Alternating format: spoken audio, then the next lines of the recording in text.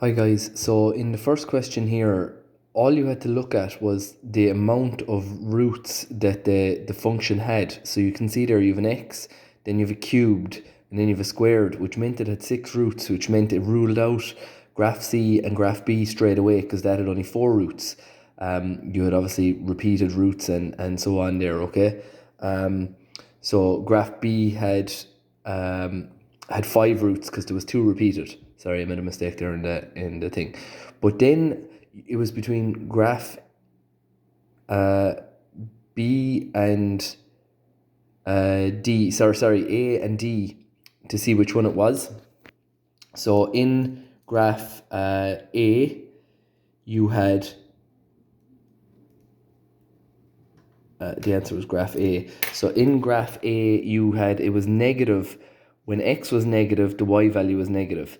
In graph D, when x was negative, the y value was positive. So you just had to try something in the middle. So that's why I've tried x equal to -1. And you can see there that one works. So you're looking to see what actually happens. You don't need any specific points on the graph. It was just that. Now, next question was a tricky question, right? So when you look at it, first of all, it said at maximum point and minimum point. So straight away I thought differentiating. And then I was like, well, okay, if they're telling me it's a maximum point at P and a minimum point at Q, if I use the minus B formula, as much as I can, because obviously I don't know what the values are, I can find P and Q. They're my 2 roots there. Okay? As much as I can do. All right? I can't do any more. So when I add them together, what happens is the square roots actually kind of counteract each other because you have a plus the square of 4b squared minus 12ac and you've minus the square of 4b squared. So you end up with minus 4b over 6a, which simplifies to minus 2b over 3a. Here on the other side, it said the point of inflection. So I differentiated again and I let x equal 0. I tried to find what x was. And when I found what x was, I found that it was equal to minus b over 3a. And that was t. Twice t then was minus 2b over 3a, so then I was able to let them equal to one another. But go with your gut instinct. If it's looking for max and min, then differentiate it, let it equal to 0, and off you go. And use the minus b formula, because it's a quadratic. If it's point of inflection, you differentiate it a second time. When it only has one turning point, that means that p had to be equal to q. So I've let my 2 roots equal to one another from what I found above. And when I started to kind of tidy it up, now the reason this simplifies so easily here is when I multiply by 6a, I get 0. So it goes. And then when I divide by 2, that also disappears. And then when I do the square of this side, the square root disappears. So I end up with 4b squared minus 12ac is equal to 0. And then I just keep going to isolate a. Right, so I had a bit of movement to do. And hence find the coordinates of turning points. So you have a lot of work to do here because you have to replace A, because it wants it in terms of B, C, and D. So there is our turning point, what we found out earlier, 2 roots. And they want you to replace A with B squared over 3C, which is what you found over there. So there is a bit of work in that. That was a tough question, all right? Probably unfairly a lot of work for little amount of marks. Okay. Question 2, we need loads of practice on this. Okay, as you can see, I've kind of only started it out. First thing I did was make sure I got rid of my fractions and just got easier, I suppose, equations. And then I picked the first and the second, I got rid of y, picked the first and the third, got rid of y, and I ended up with my 2 simultaneous. They're the solutions there, okay, for you to look at. A lot of people did good work there, just didn't get the solutions out.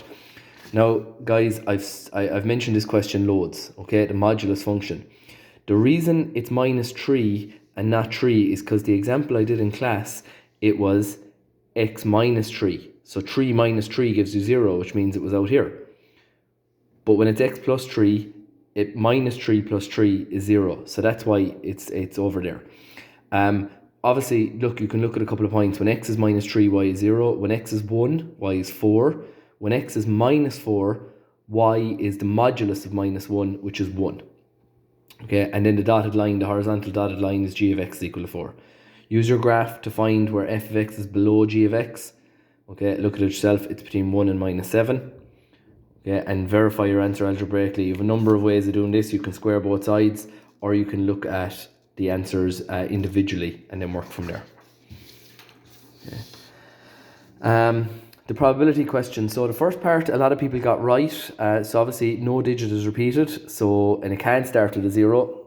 Okay, so that's why we've 9 by 9 by 8 by 7 all over the total amount, which is 9, because it still can't start with a 0, by 10 by 10 by 10.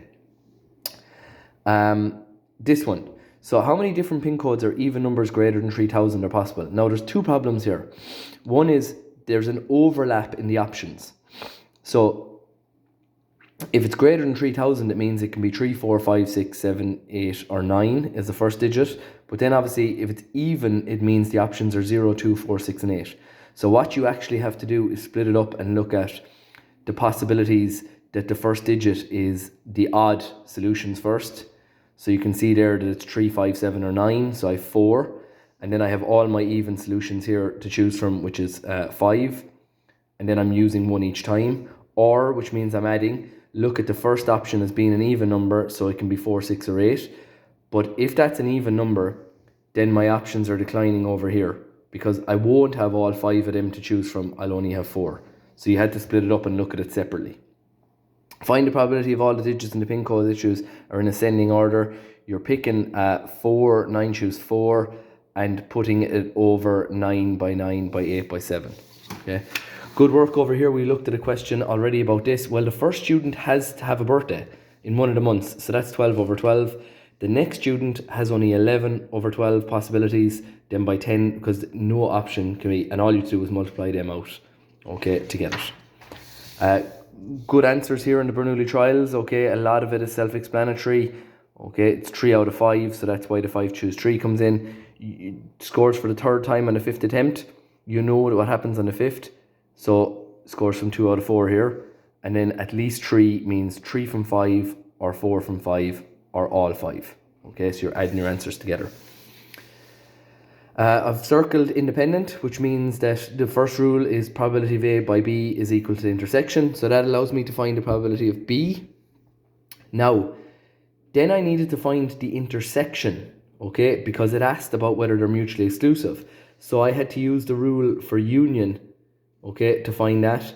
And I was able to find that it was 1/8, okay, and that meant that the intersection was 1 over 8, so not mutually exclusive. Okay. But you had to use your rule to find the intersection. Now here, I to the power of 56 times I is the same as I to the power of 57. So I'm trying to simplify it down to have it as I squared. So I squared to the power of 28 is I. And obviously there's an even amount of minus ones there, so you're going to end up with a positive 1. Here then, Z times W is equal to, well, if you know W is a complex number, it's A plus BI, so I put in A plus BI, I multiply them out, and I let real equal real, and imaginary equal imaginary, and I end up with simultaneous equations.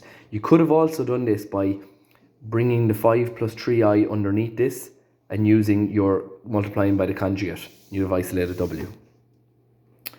Good, lot of silly mistakes here around the modulus, guys. Make sure that the 2 root 3 is in brackets, okay, when you're squaring it. Okay, so that ended up with 4. The argument is the angle all the way around, so you found this is 60, so that's 240. Now here, guys, the minute the question said solve or find the roots, I knew that I was using n times 360. I wanted to find z, so if it was z squared, it would be the square root, which means it's the power of a half. So in this case, z is equal to the power of a quarter. I have it in polar form. This then is de Moivre's theorem.